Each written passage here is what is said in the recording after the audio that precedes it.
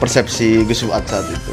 Saya itu kan diajari dalam tradisi NO Jogja, ya kan. Jadi apa itu leluhur saya kan cuman apa jenis terkonek dengan dunia pesantren besar seperti Termas, seperti saya itu juga masih keturunan apa itu tempatnya Mas Rifki itu Batu Ampar segala macam itu kan. Nah tradisi bapak saya itu kan mengajarkan saya harus menomorsatukan fakta dan kebenaran di atas perasaan dan prasangka gitu. Saya menjadi kaosnya itu campur aduknya begini, ini ternyata bajingan, ini ternyata anjing, ini ternyata ini. Saya cintai habis-habisan, ternyata mereka menipu saya, menipu umat Rasulullah, mengatasnamakan Rasulullah. Jadi chaosnya itu kayak begitu. Kalau saya udah data fakta, begitu saya membaca ini apa itu pernyataannya Mas Safik, Dr. Safik, saya kan langsung lacak mana sih tulisan tesisnya itu. Dan saya di situ, aku kan dulu redaktor koran, Mas, redaktor majalah sejak zaman mahasiswa maupun di koran maupun majalah-majalah profesional. Saya kan redaktor KR, saya kan redaktor Jogja Pos. Saya ditawari untuk menjadi redaktor RCTI waktu itu, meskipun ibu saya nggak membolehkan. Jadi saya udah biasa membaca ini artikel yang benar apa enggak, ini artikel yang kemungkinan itu bisa dibantah atau tidak bisa dibantah kan, saya bisa prediksikan itu. Waktu itu juga saya bilang, begitu saya baca tulisannya Kiai Imad itu, aslinya itu saya lacak yang dari diomongkan Mas Safik itu, ini tidak bisa dibantah, ini pasti ini. Langsung begitu kesimpulan saya. Loh aku kan dulu penulis, Mas. Aku nulis yo orang sembarangan yang Kompas ya, Mas. Zaman-zaman tahun 90-an itu Mas, saya nulis di Kompas itu kan levelnya kan profesor doktor, Mas. Aku mahasiswa semester 5 aku nulisnya Kompas, Mas. Wes nulis majalah Sastra Horizon, Mas. Majalah yang penulisnya itu adalah apa jenenge para profesor doktor semua, Mas. Jadi dan waktu itu saya redaktor. Jadi saya paham iki kemungkinan dari breakdown tulisan ini kemana arahnya, bisakah ini tesis ini dibantah atau tidak, itu secara matematis itu bisa dihitung lah ya. Bisa dihitung, Mas, bisa diprediksikan, Mas. Dan sekarang kan terbukti semakin kuat tesisnya Kiai Imad. Kan itu. Waktu itu belum ada, saya belum tahu DNA loh. Fakta DNA menguatkan lagi, menambah apa jenis kepastian bahwa memang tulisannya Kiai Imad nggak bisa dibantah. Ya karena cocok dengan DNA. Misalnya gitu, apalagi diperkuat Mas Menachem Ali ya, dengan kajian filologi, wah mampus lah. Prediksi saya benar kan. Dengan Prof Menachem juga. Apalagi ada fenomena radikalisme di kalangan para Habib ya, terutama Rizik Syihab dan kawan-kawan FPI itu ya, yang menurut saya itu bertentangan dengan profil Rasulullah yang sudah sudah mutafakun ngaleh di kalangan Ahlus Sunnah wal Jamaah. Nah, itu kok ditampilkan dengan berbeda dan mulai ada bocil-bocil Habib yang ceramahnya ngawur, yang penuh khurafat, yang menurut saya ini merusak citra baik Rasulullah. Jadi sebenarnya itu ini ekspresi kecintaan saya kepada Rasulullah dan kepada dzurriatnya. Daripada kau dzurriatnya Nabi dalam tanda petik ngomong celometan kayak gitu, itu merusak citra Rasulullah, mbak sudah berhenti. Karena kamu sekaligus merusak ajaran Rasulullah. Waktu itu kan begitu. Dan sebelum-sebelumnya itu kan memang ada banyak konten yang saya tujukan ke mengkritisi sepak terjang Rizik Syihab yang menurut saya sudah mulai berbahaya untuk kehidupan berbangsa dan bernegara kita. Gitu. Saya di situ itu meskipun Rizik Syihab itu dalam tanda petik pura-pura menyerang Wahabi, tapi saya lihat itu kok style-stylenya, ajarannya itu ini di mixing antara Wahabi dan Syiah gitu. Saya memahaminya begitu. Kayak misalnya sedikit-sedikit mubahalah. Itu kan fenomenanya Wahabi itu. Kemudian sedikit-sedikit atas nama Rasulullah, dzurriat Rasulullah, darah Rasulullah, itu kan Syiah. Kayak gitu. Minta privilege yang berlebihan mengenai karena keterkaitan darah dengan Rasulullah. Nah ini kalau begini caranya, saya berpikir bahwa Indonesia akan rusak, Islam akan rusak, NU khususnya pasti rusak.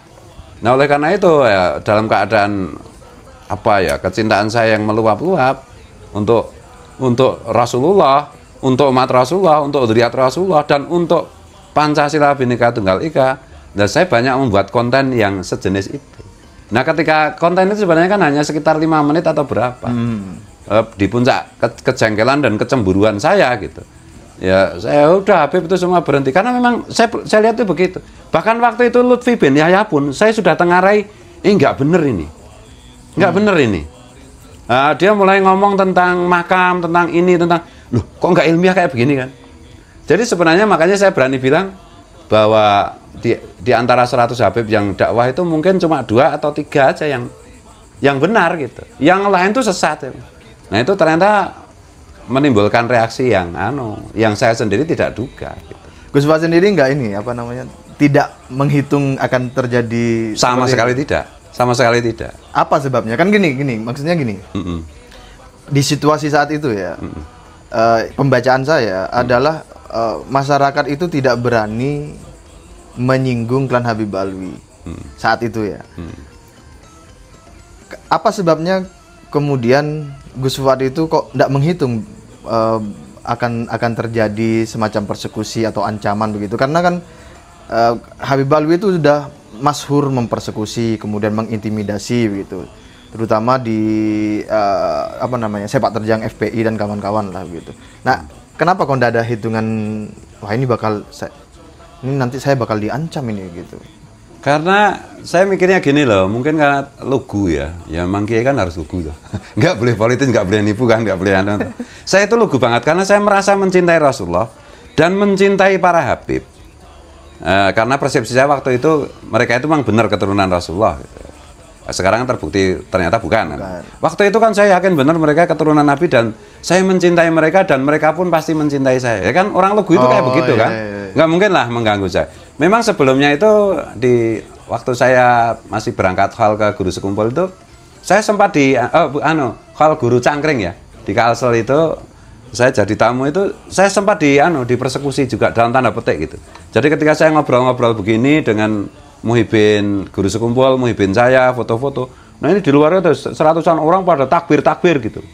Ternyata mau minta ketemu saya, mau saya terus saya, gimana?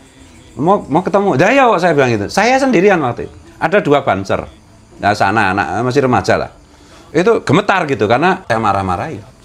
Saya bilang bahwa kita harus menjaga nama baik Rasulullah. Apalagi kalian yang dzurriyyat Rasulullah. Nah dari situ itu saya pede aja. Enggak lah Habib itu sejahat apapun kalau dengan saya enggak lah. Saya waktu itu di kalangan para Habib itu saya terkenal sebagai Presiden Muhyiddin masalahnya. Presiden Muhyiddin Habib. Surawal Istifadah. Surawal Istifadah ila hadratul maut. Ya itu. Nah makanya itu ya nggak tahu tiba-tiba ada persekusi seperti itu aneh juga. Gitu. Saya benar-benar excited gitu. Kok bisa begini ya? Itu. Dan itu kan didahului dengan saya itu didatangi orang Polres Bantul. Ini ada organisasi Islam yang minta klarifikasi tentang ini. Apa itu? Video itu. Ya, gitu minta dipertemukan. Saya kan marah. Saya balik kan, loh Pak Polisi, Bapak itu kan harus menjaga Pancasila, menjaga Bhinneka Tunggal Ika. Nah masa ana bajingan preman kayak begini, saya waktu itu juga nggak ngeh bahwa di situ itu ada Habibnya gitu. Saya pikir itu Islam radikal saja gitu. Masa difasilitasi, nggak sudi. Kalau memang konten saya melanggar hukum, suruh lapor, saya diproses, siap. Saya bilang gitu. Tapi janganlah bapak-bapak ini memfasilitasi bajingan. Saya kan mengutip kata-kata Gus Dur, itu organisasi bajingan yang kayak gitu. Nah gitu, nah di tengah itu sore harinya pada ngumpul, lagi di situ ada Pak dari rombongan Polres, ada Wakapolres, kemudian ya macam-macam lah, ada dari Kodim. Lagi kita ngobrol-ngobrol gitu dan saya gunakan kesempatan itu untuk dalam tanda petik itu saya berceramah kebangsaan lah kepada mereka gitu. Jangan lemah kita, tentara jangan lemah. Polisi jangan lemah menghadapi kayak gitu, jangan pernah kalahkan. Nah, tiba-tiba ada tamu datang itu. Tamu itu Habib dan Habib dan mukibulnya itu, budaknya itu. Tiba-tiba datang, assalamualaikum seperti di video itu. Lah, mungkin kalau kiai lain, mereka kan mungkin menghitungnya gini, kalau ada orang mereka datang seperti itu, kiai kan santun, diam kan gitu. Saya kan enggak. Saya itu bukan kiai yang biasa masalahnya itu. Masa remaja saya kan memang saya pendekar masalahnya. Sehari itu dulu SMP sampai SMA itu sehari minim saya itu push up 1000 kali masalahnya. Lah dengan kayak begitu kan ya saya begini kan. Ya dia marah kan. Marah apa? Nah ini teman-teman kepolisian dan tentara kan baru saja saya dalam tanda petik saya ceramai kebangsaan yang menggebu-gebu kan. Kalau saya ngomong kan selalu menggebu-gebu gitu. Nah ada orang kayak begini kan kesempatan dapat apa lagi? Samsak lah lampiasan. Oh pada dipukuli kan gitu. Nah ceritanya kayak gitu. Dan itu saya nggak menduga juga kalau wah ternyata segini. Saya itu nggak tahu loh atau tesis Kiai Mat itu. Tunggu dulu. Berarti saat membuat video itu dan saat terjadinya peristiwa itu Gus Fuad nggak tahu ya ada tesis Kiai Mat dan nggak kenal Kiai Mat ya? Sama sekali tidak tahu sama sekali. Nah setelah itu kan terus dibentuk laskar itu. Dulu ada Laskar NKRI ya sama si Gus Arya itu dulu. Yatno itu dulu kan dia masih konsisten. Itu terbentuk di semua provinsi loh. Iya di seluruh Indonesia, bahkan di beberapa provinsi setiap kabupaten grup bentuknya itu grup WA saja. Nah di situ itu kan salah satunya kan saya dimasukkan juga ke grup itu ada grup Naat, ada grup kebudayaannya TB. Ya Naatan ada waktu itu. Oh, maksudnya saat itu Gus grup sudah terkoneksi. Iya saya dimasukkan ke grup WA sana. Gitu. Nomor lama itu makanya nomor lama sekarang jarang aktif ya karena itu udah terlalu tersebar kemana-mana kan. Termasuk ke ini yang kelompoknya Kiai Imat tuh Bagus Moki yang di Banten itu. Nah tapi kan Kiai Mat segala macam itu kan dulu juga dimasukkan ke grup Laskar NKRI. Gitu. Lah dari situ saya mulai kenal. Gitu. Berarti kan ini sebelumnya tidak ada kenal mengenal ya? Sama sekali tidak. Baru terkoneksi itu setelah adanya polemik isu nasab ini berarti. Iya. Gitu kan. Saya tidak tahu kalau ada tesis nasab itu. Saya kaget ketika waktu itu kan si Syafiq Hasyim apa ya? Iya. Yang di Cokro itu Mas Dokter Syafiq Hasyim itu. Loh, ternyata ada tesis kayak gini toh. Saya kaget, beneran nggak ini? Wah, kalau bener ya pantas saja kan gitu. Tapi ya harus diuji lagi lah kan gitu. Nah, kemudian gini Mas Rifki. Saya itu di antara teman-teman satu grup di Laskar NKRI itu Kiai Mat itu beberapa kali itu WA saya. Saya kan nggak ngeh karena nggak nyimpan nomornya. Ya saya jawab normatif aja kan. Ya satu ketika pas beliau apa itu WA saya yang ngajak guru apa, saya tiba-tiba itu pengen lihat profilnya. Nah, saya lihat profilnya, loh ini kok profil Kiai Imat yang ada yang dibahas sama si Dr. Syafiq dan itu fotonya kan Kiai Imat bareng sama Wapres Pak Kiai Ma'ruf. Loh, ini beneran nih Kiai Imat. Makanya saya langsung video call ya, beliau masih ingat ya video call. Assalamualaikum, wah Kiai Mat beneran ini? Iya Gus, ya udah kita harus ketemu saya bilang gitu. Wah nanti saya ke Jogja, nanti saya silaturahim ke Jogja Gus gini. Enggak saya yang saya kepengen sowan jenengan, ya gitu kan ceritanya gitu. Maka terjadilah pertemuan yang di pondoknya Kiai Mat, bareng Cak Islah dan lain-lain itu ya. Iya. Nah sebelum itu kan bareng Gus Fakih kan bahas DNA. Oh itu setelah itu. Oh setelah itu ya? Setelah itu. Lupa. Ya. Setelah itu, saya belum kenal Gus Fakih waktu itu. Malah belum kenal? Belum kenal sama sekali. Ya. Nah setelah itu kan kita janjian gitu. Kita janjian mau ketemu habis lebaran gitu. Saya yang kepengen jalan-jalan juga sama para istri dan anak-anak. Oke biar saya silaturahim ke tempat Kiai Imat. Nah, bayangan saya ketemu sama Kiai Imat, sama istri Kiai Imat kan gitu, sama istri saya. Ternyata di sana udah ngumpul banyak. Saya tanya Kiai Imat, kok banyak yang ngumpul gini?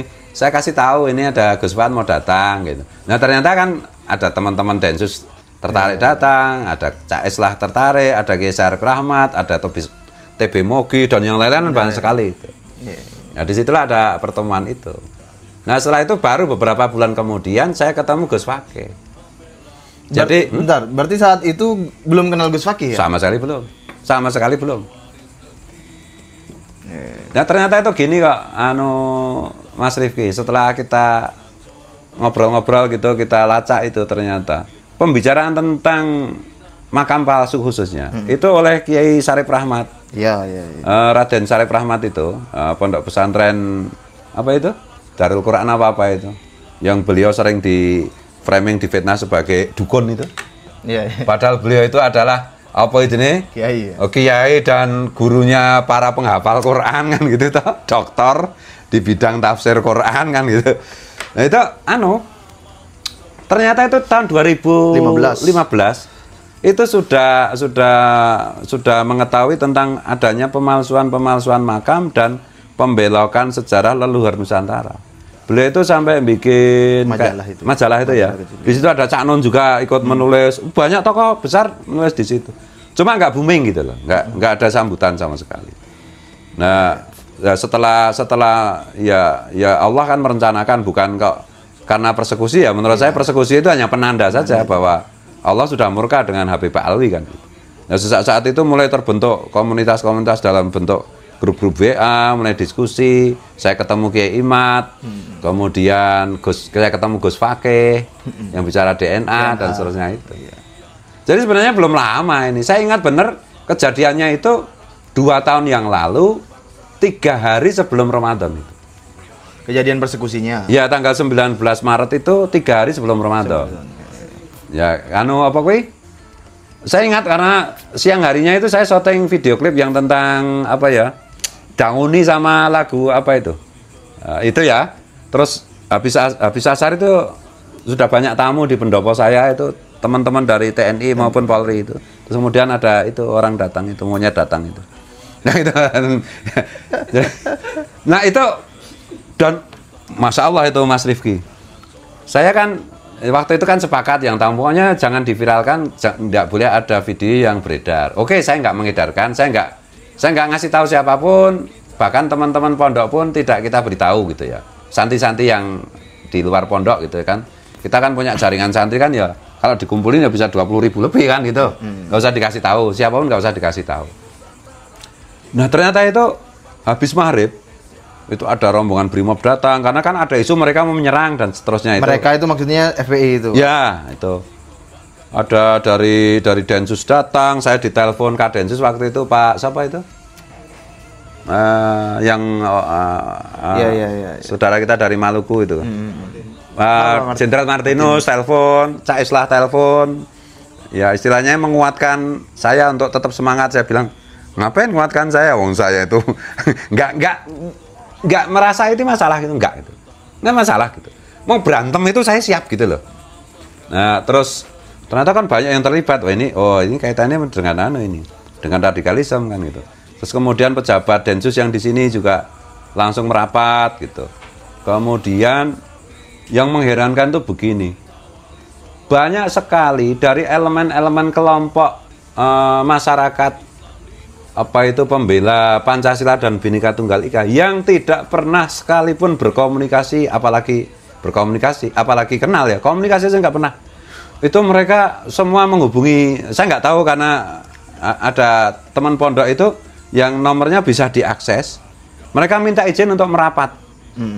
Jadi kita sampai batasi misalnya organisasi apa, ya saya masih ingat salah satunya misalnya PGN-nya Gus Nuril itu ya. Itu mau merapat, kita batasi pokoknya hanya 10 orang. Maksimal itu 10 orang lah. Kemudian waktu itu kan Gus Yakut sudah jadi Menteri Agama dan masih jadi ketua Ansor kan, Komandan Banser Pusat toh. Nah, itu lewat orangnya yang di sini itu, komandan yang di sini itu merapat juga ke sini dan mengatakan ini perintah Gusmen menyiapkan Banser 5.000. Tapi karena tempatnya yang masuk di sini cukup 10 orang, yang di luar semua standby Gus. Di Jogja 5.000 siap apapun yang terjadi. Saya itu jadi takjub ya. Ternyata benar kata Imam Al-Ghazali itu, bahwa getaran hati, kecintaan itu kepada bangsa dan negara nggak usah diumumkan dan nggak usah kita pernah berkomunikasi atau kenal. Ketika keadaan membutuhkan, mereka akan berkumpul. Itu sampai 3 hari itu. Jadi ya mulai habis maghrib, habis isya makin ramai pagi, semua pada nginep di sini. Terus menerus dan kita harus bergilir. Sebagian harus keluar karena nggak cukup menampung ini. Dan ya teman-teman santri putri dan teman-teman santri putri yang lajon itu yang sudah berkeluarga itu pada punya acara yang menggembirakan. Karena sehari harus menanak nasi sampai 9 kali. Karena datang kan dalam keadaan marah siap bertempur kan gitu. Lapar makan nanti itu sehari itu 9 kali atau 12 kali itu selama 3 hari. Nah berhentinya itu gini, ketika sudah hari ketiga saya kan diminta untuk minta maaf atau calling down macam. Saya nggak mau. Ini urusan Pancasila. Saya nggak mau sampai hari ketiga itu akhirnya ya Ya udah ini mau masuk Ramadan ya gimana lagi kan? Dan di sini masih ribuan orang terus-menerus, ya capek juga kita kan menanak nasi kan, itu bukan masalah apa-apa. Begitu itu jadi misalnya maghribnya itu masuk bulan Ramadan, itu sore harinya kan saya bikin klarifikasi, saya minta maaf kalau telah bikin kegaduhan. Tapi saya tidak minta maaf atas sikap saya. Saya minta maaf kepada negara karena gara-gara peristiwa ini negara jadi repot kan gitu. Cuma itu aja, saya nggak pernah minta maaf dengan statement saya, dengan idealisme saya, dengan ideologi Pancasila saya. Nah itu terus pada ikut tarweh kan, yang masih datang itu ribuan orang itu habis tarweh, udah salaman, saya bilang udah bubar aja ini. Ya udah bubar, aman Gus, aman. Tapi masih dalam beberapa hari itu masih ya ada sekitar ya 100-an lebih orang yang masih di sini. Puasa di sini itu sampai mungkin hampir 2 minggu lah. Ikut buka puasa di sini, ikut tarweh di sini, ikut sahur di sini, tinggal di sini masih. Saya itu terharunya gini loh, saya nggak pernah kenal dengan orang-orang ini. Saya tidak pernah berkomunikasi sedikit pun. Tapi panggilan jiwa mereka untuk membela bangsa dan negara, CIKI Pancasila dan Bhinneka Tunggal Ika, itu dari manapun mereka datang. Dari Jawa Barat, dari Jawa Timur. Bukan hanya di sekitar Jogja, Jawa Tengah, enggak, dari Jawa Barat, Jawa Timur, Kalimantan, Sulawesi, itu pada telepon. Kapan diperintahkan merapat? Enggak usah, saya bilang ini cukup, ini aja. Lokasi pondok saya itu kecil ya, nggak bisa nampung ya. Gitu. Berasnya juga boros. Itu loh Mas Riki. Jadi saat itu juga saya merasa, ya ternyata rakyat kecil itu kecintaannya kepada bangsa dan negara, kepada Pancasila khususnya, kepada Bhinneka Tunggal Ika, itu memang alam bawah sadarnya. Maka kalau Bung Karno bilang bahwa Bung Karno bukan penemu Pancasila, Bung Karno hanya menggali nilai-nilai Pancasila yang bersemayam, yang berderap-derap dalam alam bawah sadar putra-putri bangsa Nusantara. Saya rasakan sendiri itu. Ya, gitu, Mas Riki. Berarti saat itu ini ya Gus ya, situasinya terasa asing oleh Gus Fat ini, orang dari mana aja ini? Saya nggak tahu, nggak kenal. Nggak kenal gitu. Iya. Tapi orang-orang ini hatinya baik. Hatinya baik, dan misalnya begini ya, PDI sama PPP, nah, itu satgasnya nggak bisa ketemu. Di peristiwa itu mereka ketemu. PPP yang benar-benar pro Pancasila Bhinneka Tunggal Ika, satgasnya, dengan yang PDI yang Pancasilais Bhinneka Tunggal, mereka bisa ketemu di sini.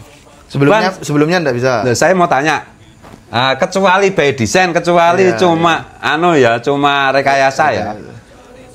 Kokam Muhammadiyah sama Ansor Banser di sini bertemu.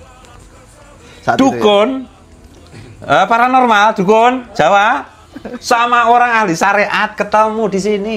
Sama-sama Pancasila, sama-sama Pancasilais. Itu yang mengherankan itu. Saya dengarnya terharu lagi ini. Iya. Jadi gini, yang datang ke sini misalnya ya sampai tarawih macam-macam. Ya orang-orang yang aliran kepercayaan kan nggak sholat, ya nggak ikut sholat. Non Muslim datang, orang saudara-saudara kita Katolik datang, Hindu datang. Gimana itu? Gila nggak itu? Oh saya itu luar biasa ya Indonesia ini, luar biasa Pancasila ini. Saya itu jadi takjub sendiri, gitu loh. Jadi peristiwa kecil seperti itu mereka terpanggil, ini soal Pancasila, ini soal Bhinneka Tunggal Ika, ini soal putra-putri bangsa Nusantara, semua merasa wajib hadir. Itu yang membuat saya itu, wah, luar biasa, gitu lah. Ya itu tadi, Muslim non-Muslim.